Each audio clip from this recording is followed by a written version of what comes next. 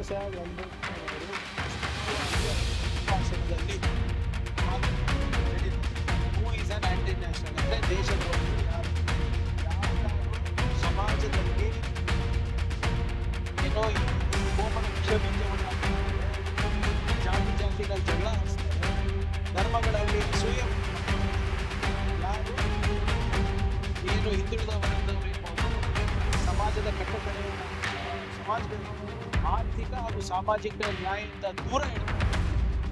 ಆ ಎಲ್ಲ ತತ್ವಗಳು, ಆ ಎಲ್ಲ ಸಿದ್ಧಾಂತಗಳು, ಆ ಎಲ್ಲ ಸಂಘಟನೆಗಳು ನಿಜವಾದ ದೇಶದಲ್ಲಿ ಸ್ಪೀಚ್ ಓದಿ. ಈ ಸಂದರ್ಭದಲ್ಲಿ ಕೋಮದ ವಿಷ ಬೀಜವನ್ನು ಬಿತ್ತಾ ಇರೋದು ಯಾರು?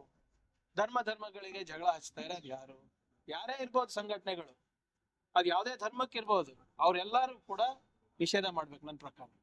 ಯಾರು ನಮ್ಮ ದೇಶದ, ನಮ್ಮ ರಾಜ್ಯದ ಮತ್ತೆ ನಮ್ಮ ಸಮಾಜಗಳ ಆರ್ಥಿಕ ಹಾಗೂ ಸಾಮಾಜಿಕ ಪ್ರಗತಿಗೆ ಹಿನ್ನಡೆ ಆಗ್ತಾರೋ ಆ ತತ್ವ ನಮ್ಗೆ ಬೇಡ.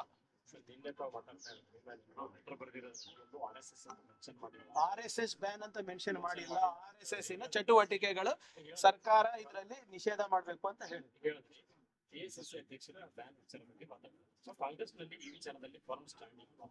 ಫರ್ಮ್ ಸ್ಟ್ಯಾಂಡಿಂಗ್ ಅಂದ್ರೆ ಹೇಗೆ? ಎಸಿ ಅಧ್ಯಕ್ಷರು ಯಾರು? ACC ಅಧ್ಯಕ್ಷರು ಹೇಳಿದ್ಮೇಲೆ ಇನ್ನೇನ್ರಿ ಫರ್ಮ್ ಸ್ಟ್ಯಾಂಡ್? ನಿನ್ನೆನೆ ನಾನು ಹೇಳಿದ್ದೀನಿ ನೋಡಿ, ಬ್ಯಾನ್ ಅಂತಲ್ಲ. When they are not even registered, ಎಲ್ಲಿ ಹುಡ್ಕೊಂಡು ಹೋಗ್ತೀರಾ ಅವರಿಗೆ? ಅವರಷ್ಟು ಹೇಡಿಗಳೇ ಯಾರಿಲ್ಲ. ರಿಜಿಸ್ಟ್ರೇಷನ್ ಯಾಕ್ರಿ ಮಾಡ್ತಾ ಇಲ್ಲ?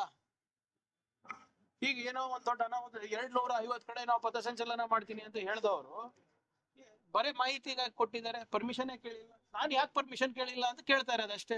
100 ವರ್ಷದಲ್ಲಿ ಕೂಡ ಮಾಡಿದಾಗ ಈಗ 100 ವರ್ಷ ಇಲ್ಲಪ್ಪ, 100 ವರ್ಷ ಮಾಡಿಲ್ಲ ಅಂತ 101ನೇ ವರ್ಷನೂ ಮಾಡ್ಬೇಕಂತ ಏನಾದ್ರು ಇದೆಯಾ? ಸರ್ದಾರ್ ಪಟೇಲ್ ಅವರು ಬ್ಯಾನ್ ಮಾಡಿದ್ರು, ಒಪ್ತೀರಾ? ಯಾಕೆ ಇವರು ಆ ಬ್ಯಾನ್ ಅನ್ನ ತೆಗೆದಿದ್ದು? ಯಾಕೆ?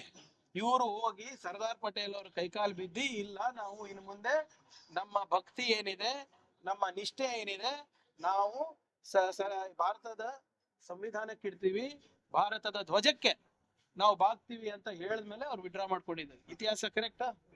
ಅದಾದ್ಮೇಲೆ ಇಂದಿರಾ ಗಾಂಧಿ ಅವರ ಎಮರ್ಜೆನ್ಸಿ ಬಂದಾಗೂ ಕೂಡ ಇದೇ RSS ಅವರು, ದಿಯೋರ ಅವರು ಅವಾಗ ಏನೋ ಸರ್ಸಂಚಾಲಕಿದ್ರು, ಅವರು ಏನೇನ್ ಪತ್ರಗಳು ಬರ್ತಿದ್ದಾರೆ ಇಂದಿರಾ ಗಾಂಧಿ ಅವರಿಗೆ, ಎಮರ್ಜೆನ್ಸಿಯನ್ನ ಶ್ಲಾಘಿಸಿ ಬರ್ತಿರೋದಂತ ಪತ್ರಗಳು ಓದಕ್ ಹೇಳಿ RSS ಅವರಿಗೆ.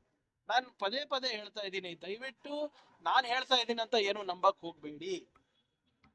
RSS ನ ಮ್ಯಾಗಝೀನ್ ಆರ್ಗನೈಸರ್ ನಲ್ಲಿ ಅವರ ಸಂಚಿಕೆನಲ್ಲಿ ಏನೇನ್ ಬರ್ದಿದ್ದಾರೆ ಅದು ಓದಿ ಸಾಕು.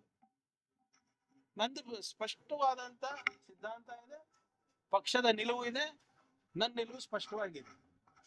100 ವರ್ಷ ಆಯ್ತು, 200 ವರ್ಷ ಆಯ್ತು, ಅಂದ್ರೆ 3000 ವರ್ಷದಿಂದ ಮನುಸ್ಮೃತಿ ಇದೆ ಅಲ್ಲ, ಇವ್ರು ಪಾಲನೆ ಮಾಡ್ತಾ ಇದಾರ RSS ನವರು? ಯಾಕೆ ಪಾಲನೆ ಮಾಡ್ತಾ ಇಲ್ಲ?